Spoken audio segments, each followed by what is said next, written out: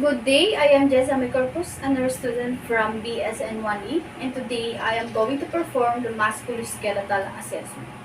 So, prior to performing the procedure, first I am going to identify the patient, explain the purpose of musculoskeletal examination, and answer any question. So, good morning, sir. I am Jessa Micorpus, your nurse for today. May I ask what is your name, sir? And your birth date, please?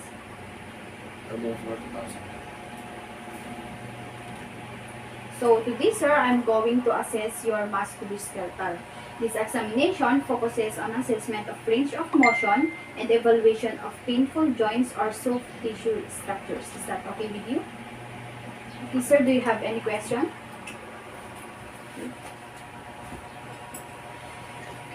Now I'm going to instruct the patient to void if possible, collect a urine specimen if ordered.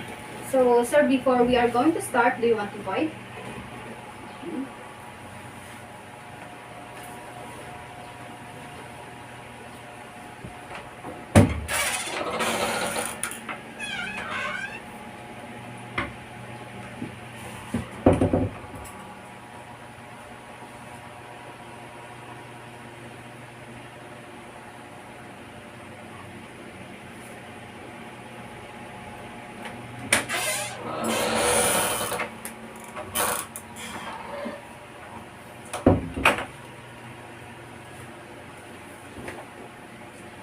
Now I'm going to perform hand hygiene.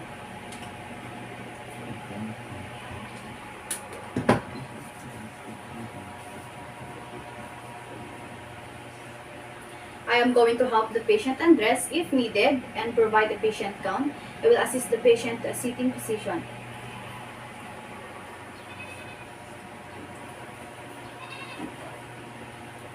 Okay, next I'm going to inspect the upper extremities. I will observe for skin color, presence of lesions, rashes, and muscle mass.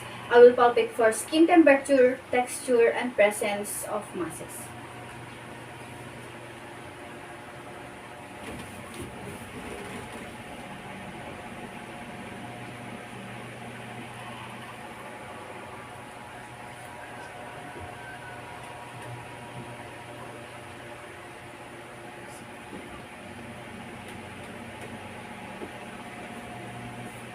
Okay, next I'm going to ask the patient to extend arms forward and then rapidly turn palms up and down. I will also ask the patient to raise both arms to vertical position, place hands behind the neck, and place hands behind the back. Okay, sir, can you please extend your arms forward? And then turn your palms up. Okay, and down. Okay, raise both arms to vertical position. Place hands behind your neck like this. And lastly, to your back. Okay. So, next I'm going to ask the patient to flex upper arm and to resist examiner's opposing force. I will instruct the patient to abduct the arms, adduct, and do internal and external rotation. Okay, sir, flex your arm, sir. And I will resist my... Okay. So, next, sir, abduct your arms. Only one arm, sir. On the right. Abduct, sir, abduct. And then, adduct, sir. Internal rotation, sir.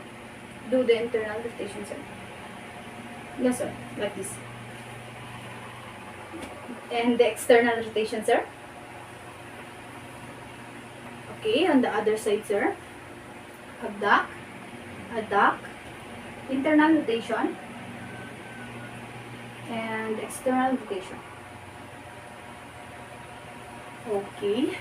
So next, bend and straighten the elbow. I will inspect and palpate the hands, fingers, wrists. I will instruct the patient to extend and spread the fingers, make a fist with thumb across the knuckles. Okay, sir. Bend. Then straight the elbow. Okay, I will palpate your fingers and wrists.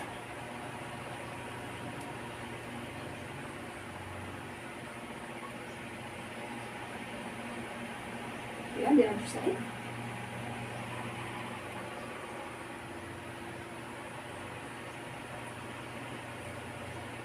Okay, so now sir, you're going to spread your fingers like this. And then make a fist with thumb across the knuckles. Okay, that's good. Okay, next I am going to palpate the brachial and radial pulses. Okay, sir, allow me to touch your hand so that I can palpate your brachial and radial artery. Okay?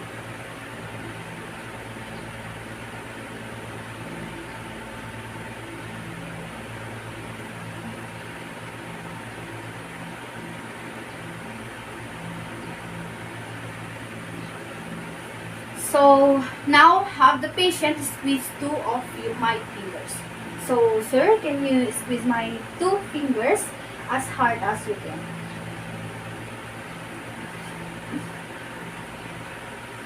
Okay, that's good. Now, I'm going to assist the patient to a supine position. I will examine the lower extremities, inspect the legs, feet for colors, lesions, varicosities, hair growth, nail growth, edema, and muscle mass. Okay, sir.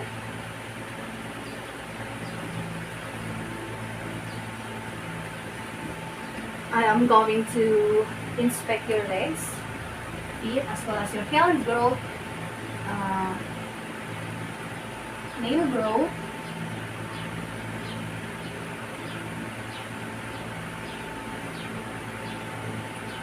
and for edema.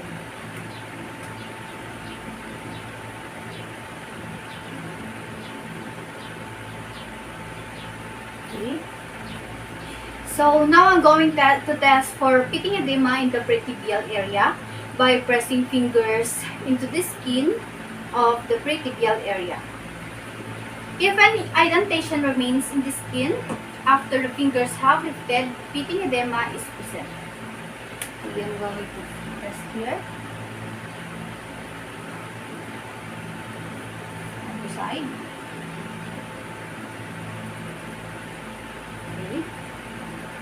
So now I am going to palpate for pulses in this and skin temperature at the posterior tibial, dorsalis pedis, and popliteal area.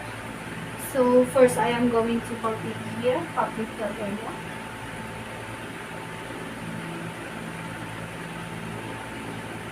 Next is the tibial.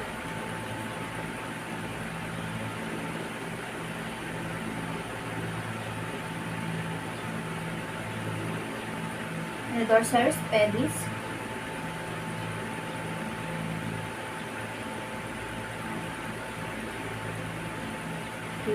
Okay, next I am going to instruct the patient to spread and wiggle the toes. Okay, sir, can you please spread and then wiggle it? Wiggle it, sir. Okay, that's good. Now, for the stroke the sole of the patient's foot with the end of a reflex, hammer, handle, or other hard objects such as a key, repeat on the other side. Okay, I'm going to use the hammer reflex.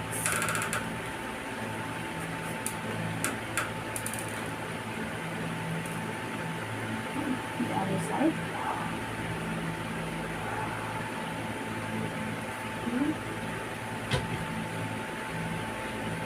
Next is I'm going to ask patient to dorsiflex and then plantar flex, both feet against opposite resistance. Okay, sir, can you please do the dorsiflex and the plantar flexor? Okay. As needed, I will assist the patient to standing position and observe his range of motion. Sir, can you please stand? And then I will do first the hip and legs. I will instruct the patient to abduct and adduct the legs. Sir, can you please abduct your legs like this? Then adduct. Next is the hip and knees. I will instruct the patient to flex the knee and rotate laterally and medially. So one knee at a time. So Sir, can you please flex your knee, and then you can move it laterally and medially. First, sir, is your right hip and knee. Okay, sir, move it laterally like this, and then now, sir, medially like this. Okay, and the other side, sir,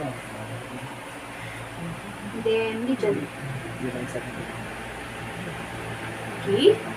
Now for the ankles, I will instruct the patient to perform dorsiflexion and plantar flexion. I will ask the patient to do internal and external rotation. So, sir, can you please do the plantar flexion, dorsiflexion, sir, and then plantar flexion, sir, and then do the internal rotation, and then external rotation. On the other side, sir, dorsiflexion, plantar flexion, internal, and lastly the external. Okay, so now I'm going to instruct the patient to hop with both feet and walk to and from. Okay, sir, can you please hop and then walk, sir, walk. Okay, sir. Now to perform the Romberg test, ask the patient to stand and straight with feet together, both eyes closed with arms outside. Okay, sir, close eyes and then your arms outside. Your arms outside. Then I will wait for 20 seconds and I will observe for patient's swinging and ability to maintain balance. I will be alert to prevent patient fall or injury related to losing balance during this assessment. This will wait for 20 seconds.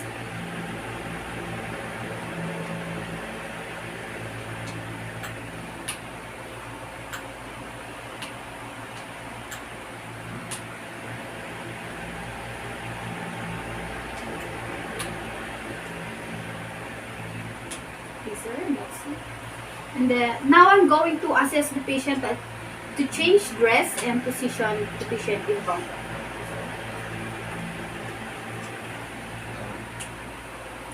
And now I'm going to perform hand hygiene.